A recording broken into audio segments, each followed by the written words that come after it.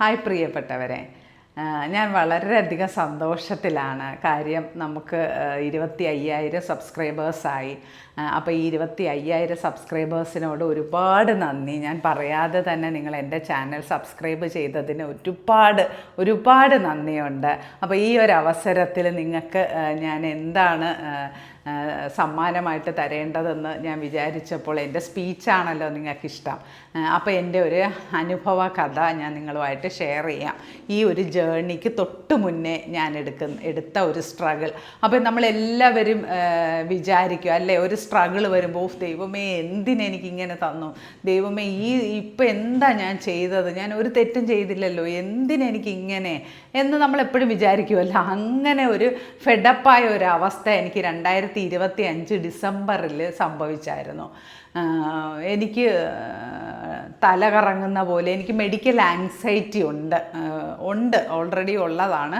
അങ്ങനെ എനിക്ക് ഒരു ദിവസം ഞാൻ നോക്കുമ്പോൾ എനിക്ക് തല കറങ്ങുന്നത് പോലെ എനിക്ക് തോന്നുന്നു, അല്ലാതെ തലയൊന്നും കറങ്ങിയില്ല. പക്ഷേ ആ ഒരു തോട്ട് എന്നെ വല്ലാണ്ട് അയ്യോ എനിക്ക് തല കറങ്ങുന്നല്ലോ, ഇനി എന്താ, അങ്ങനെ ഒരു ആങ്സൈറ്റിയിലേക്ക് കൊണ്ടുവരികയും അത് പിന്നെ ഒരു 3-4-5 ദിവസം കഴിഞ്ഞപ്പോഴേക്കും അതൊരു പാനിക് സിറ്റുവേഷനിലേക്ക് പോവുകയും പിന്നെ എനിക്ക് ആകെ ടെൻഷനും വെപ്രാളവും ഒക്കെ. അപ്പം ഞാൻ എന്താ ഒരു സുപ്രഭാതത്തിൽ പെട്ടെന്ന് ഇങ്ങനെ ഒരു ഇത് വരാൻ കാരണം എന്തായിരിക്കും കാരണം? ഹോസ്പിറ്റലിൽ പോയി കംപ്ലീറ്റ് ടെസ്റ്റ് നടത്തി, ബ്ലഡ് ടെസ്റ്റും മറ്റു കാര്യങ്ങളും എല്ലാം നടത്തി, ഒരു കുഴപ്പമില്ല.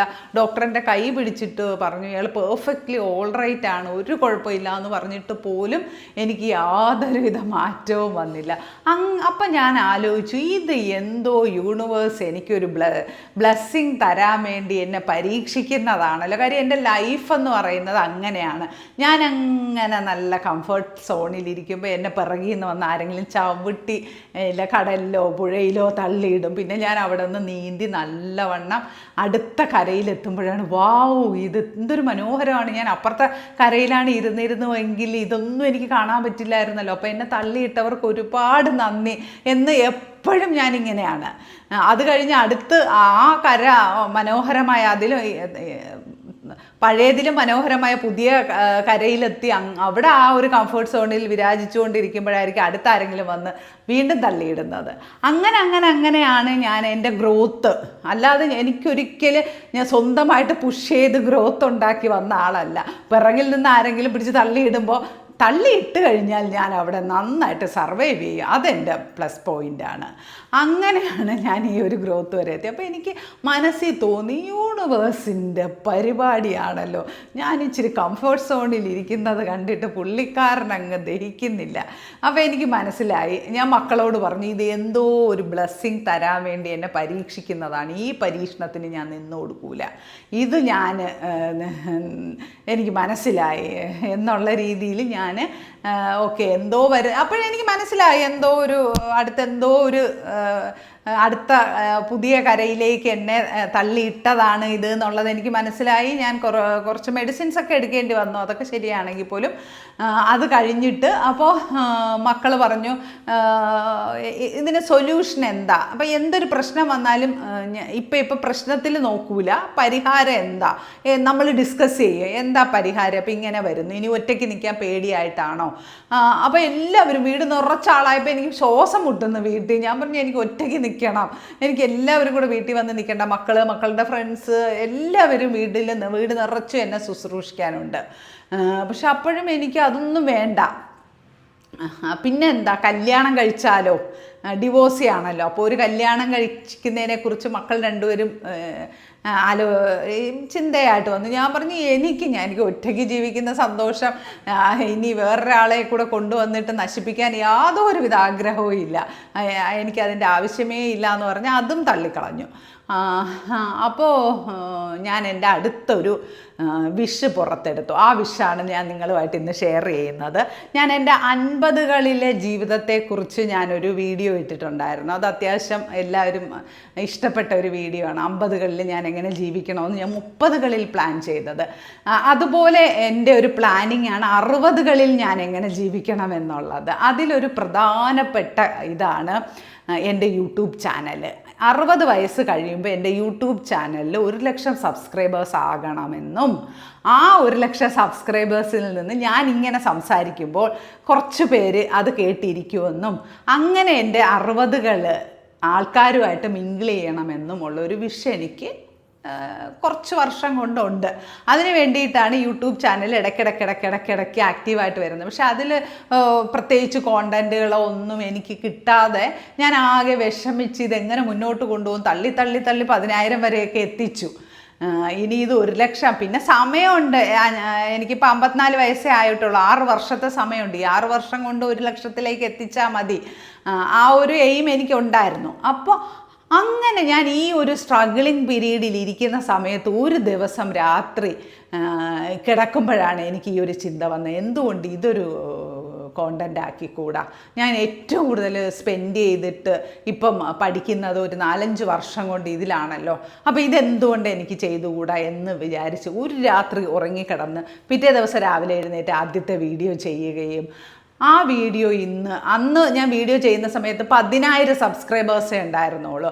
ഇന്നത് എനിക്ക് തോന്നുന്നു 1-2 മാസത്തിനകത്തേ ആയിട്ടുള്ളൂ 25,000 സബ്സ്ക്രൈബേഴ്സുമായി. അതുപോലെ തന്നെ 60കളിൽ ഞാൻ വിചാരിച്ചിരുന്നു യൂട്യൂബിൽ നിന്ന് ചെറിയൊരു ഇൻകം എനിക്ക് 60കളൊക്കെ ആകുമ്പോൾ കിട്ടിത്തുടങ്ങണം. മന്ത്ലി വെറുതെ വീട്ടിൽ ഇരിക്കുന്ന സമയത്ത് എന്തെങ്കിലുമൊക്കെ ഒരു ഇൻകം അതിൽ നിന്നും കൂടെ വരണം എന്നുള്ളത് ഉള്ളിൽ ഞാൻ കരുതി വെച്ചിരുന്ന രണ്ടാമത്തെ തോട്ടായിരുന്നു. അതും എനിക്ക് ഈ മാസം സക്സസ്ഫുള്ളി കംപ്ലീറ്റായി യൂട്യൂബിൽ നിന്ന് പൈസയും വന്നു തുടങ്ങി. അപ്പോൾ എല്ലാം കൊണ്ടും പുതിയ ഒരു ഇതിലേക്ക് എന്നെ നേരത്തെ യൂണിവേഴ്സ് എത്തിച്ചു എന്നുള്ളതേ ഉള്ളൂ. അതാണ് എനിക്കിപ്പോൾ സംഭവിച്ചത്. അപ്പോൾ നിങ്ങളോട് എനിക്ക് പറയാനുള്ളത്, നിങ്ങളൊക്കെ ഇപ്പോൾ സ്ട്രഗ്ലിങ് പീരീഡിലാണെങ്കിൽ നിങ്ങളെല്ലാവരും സന്തോഷിക്കൂ. നിങ്ങൾക്ക് എന്തോ ബ്ലെസ്സിങ് വെച്ചിട്ടാണ് നിങ്ങളെ പരീക്ഷിക്കുന്നത്. ഇത് യൂണിവേഴ്സിൻ്റെ ഒരു പരീക്ഷണം മാത്രമാണ്. അപ്പം ഈ എനിക്കിത്ര പെട്ടെന്ന് എന്തുകൊണ്ട് ഇങ്ങനെ അച്ചീവ് ചെയ്യാൻ പറ്റിയെന്ന് വെച്ചാൽ ഞാൻ യൂണിവേഴ്സിൻ്റെ പരീക്ഷണത്തെ പെട്ടെന്ന് അതിജീവിച്ചു. കാര്യം എൻ്റെ ലൈഫ് എക്സ്പീരിയൻസ് വെച്ച് എനിക്ക് മനസ്സിലായി. പണ്ടൊന്നും എനിക്കിത് മനസ്സിലാകൂലായിരുന്നു. അപ്പോൾ ഞാൻ യൂണിവേഴ്സുമായിട്ട് അടിയാവും. അയ്യോ എനിക്കെന്തിനാ ഇങ്ങനെ തന്നത്, അയ്യോ എന്ന് പറഞ്ഞ് നമ്മളിതിനെ നീട്ടും, ലാഗ് ചെയ്യിപ്പിക്കും. ഒരു ബ്ലെസ്സിങ് തരാനായിട്ട് വെച്ചിട്ട് നമ്മളെ പരീക്ഷിക്കുന്ന സമയത്ത് നമ്മളെ കുറേ ലാഗ് ചെയ്യിപ്പിക്കും. നമ്മളാണത് ചെയ്യുന്നത്. അതേസമയം യൂണിവേഴ്സിൻ്റെ പരീക്ഷണങ്ങൾ നമ്മൾ ഹൃദയപൂർവ്വം അക്സെപ്റ്റ് ചെയ്ത് കഴിഞ്ഞാൽ നമുക്ക് പെട്ടെന്ന് ആ ബ്ലെസ്സിങ് കിട്ടും. അപ്പോൾ നിങ്ങളിൽ ഓരോരുത്തരും, ഇപ്പോൾ ഇത് കേട്ടുകൊണ്ടിരിക്കുന്ന ഓരോരുത്തരും ഓരോരോ പരീക്ഷണങ്ങളിലൂടെ കടന്നു പോകുന്നവരാണെങ്കിൽ, നിങ്ങൾ ഹെൽത്തിലോ കരിയറിലോ മണിയിലോ നിങ്ങൾ പരീക്ഷണങ്ങൾ നേരിടുന്നുണ്ടെങ്കിൽ നിങ്ങൾ വിശ്വസിച്ചുകൊള്ളൂ, ഉറച്ച് വിശ്വസിച്ചുകൊള്ളൂ. യൂണിവേഴ്സ് നിങ്ങൾക്ക് ബ്ലെസ്സിങ് തരാൻ വേണ്ടി നിങ്ങളെ പരീക്ഷിക്കുന്നതാണ്. ഇത് കഴിഞ്ഞ ഉടനെ യൂണിവേഴ്സ് ഒരു നല്ലൊരു ഗിഫ്റ്റ് നിങ്ങൾക്ക് തരും. പക്ഷേ നിങ്ങളിത് ലാഗ് ചെയ്യിപ്പിക്കരുത്. നമ്മൾ വിഷമങ്ങളും കുറ്റവും പറഞ്ഞ് അതിനെ ലാഗ് ചെയ്യിപ്പിക്കാതെ എത്രയും പെട്ടെന്ന് അത് കിട്ടത്തക്ക രീതിയിൽ നമ്മൾ അതിനെ സന്തോഷപൂർവ്വം, ആ സ്ട്രഗിളിനെ സന്തോഷപൂർവ്വം സ്വീകരിച്ചു കഴിഞ്ഞാൽ യൂണിവേഴ്സ് നമുക്ക് പെട്ടെന്ന് നമ്മുടെ ഗിഫ്റ്റ് തരും. അപ്പോൾ അതുകൊണ്ട് നിങ്ങൾക്ക് ഈ ഒരു 25,000 സബ്സ്ക്രൈബേഴ്സായ ഈ ഒരു വേളയിൽ ഞാൻ നിങ്ങളോട് സ്ട്രഗിൾ ചെയ്യുന്നവരോട് ഞാൻ തരുന്ന ഒരു വാഗ്ദാനമാണ് ഇത്. യൂണിവേഴ്സിൻ്റെ നിങ്ങൾക്ക് തരാനുള്ള ഗിഫ്റ്റിന് മുന്നോടിയായിട്ടുള്ള ഒരു സ്ട്രഗിൾ മാത്രമാണ്. എത്രയും പെട്ടെന്ന് തന്നെ നിങ്ങളുടെ എല്ലാവരുടെയും സ്ട്രഗിളിങ് പീരീഡുകളൊക്കെ മാറി യൂണിവേഴ്സിൻ്റെ ബ്ലെസ്സിങ്സ് നിങ്ങൾക്ക് കയ്യിൽ കിട്ടട്ടെ എന്ന് ഞാൻ ആത്മാർത്ഥമായിട്ട് ആഗ്രഹിക്കുന്നു.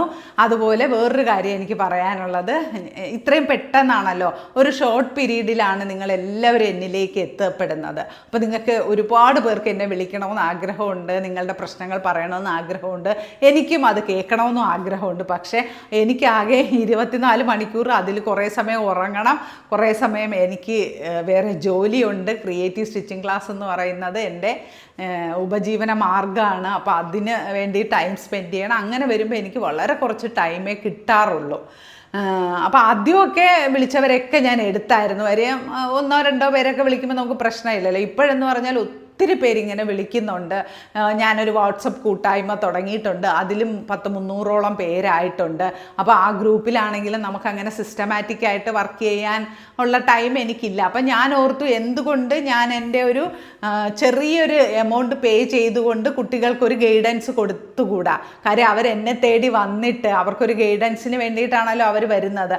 അങ്ങനെ ഞാൻ ഒരു ചെറിയൊരു ക്ലാസ് എന്ന് പറയുന്നത് ഒൺലി പ്രാക്ടീസ് സെഷൻ മാത്രമേ ഉള്ളൂ. രാവിലെ നമ്മൾ എഴുന്നേറ്റ് അഫർമേഷനുകൾ ചെയ്യുക, രാത്രി കിടക്കുന്നതിന് മുമ്പ് ഗ്രാറ്റിറ്റ്യൂഡ് പറയുക, ഇതെല്ലാം നമ്മൾ വാട്സപ്പ് ഗ്രൂപ്പ് ത്രൂ എല്ലാവരും അഫർമേഷൻ പറയും, എല്ലാവരും ഗ്രാറ്റിറ്റ്യൂഡ് പറയും, ഫൊർഗീവ്നെസ് പറയും. അങ്ങനെ വേണ്ടുന്ന ഗൈഡൻസ് വാട്സപ്പ് ഗ്രൂപ്പ് ത്രൂ കൊടുക്കുക. ആഴ്ചയിൽ 3 ദിവസം ഞാൻ ലൈവ് വരും എല്ലാവരെയും കാണാനായിട്ട്. മൺഡേ, വെനസ്ഡേ, ഫ്രൈഡേ 9 മണി മുതൽ 10 മണി വരെ ലൈവ് സെഷനിൽ വന്നിട്ട് അപ്പോഴും നമ്മൾ പ്രാക്ടിക്കൽ ഇതാണ് കൊടുക്കുന്നത്.